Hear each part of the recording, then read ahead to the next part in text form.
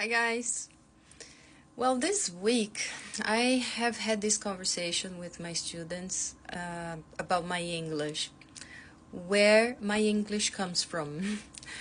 Because, I have never lived abroad and my English comes from Brazil. But where exactly from Brazil? When I started really speaking English, we didn't have the internet at the time. We had, but it was not, of course, it was not as it is today. So basically I used dictionaries, ESL dictionaries.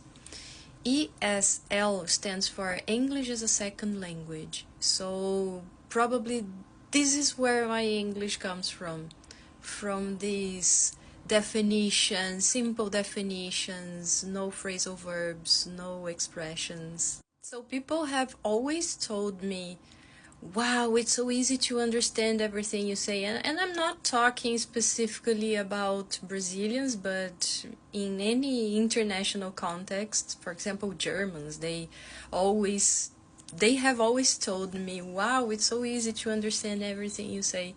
Chinese, it's funny, quite funny actually, because I always use very simple words like basic, simple, pre-intermediate words, not using complex sentences, not complex grammar. And people always say, wow, it's so easy to understand everything you say. And at the same time, I can talk about absolutely everything I want. I have no limitations, because I exercise a lot my creativity and I am able to explain things. I'm saying that because in my conversation classes, I tend to focus on the students' speaking skills. So it's not listening skills. When people are listening to me, they shouldn't exercise their listening skills, comprehension skills. That's not the point. Of course, if you're a beginner, this is also useful. But when the students have problems to speak, I ask them this question. Do you understand everything I say? And they say, yes, I do. Excellent. So you just have to do what I'm doing, using simple words to explain things you need to explain, to say things you need to say. That's the way we raise confidence. And that's totally different from understanding.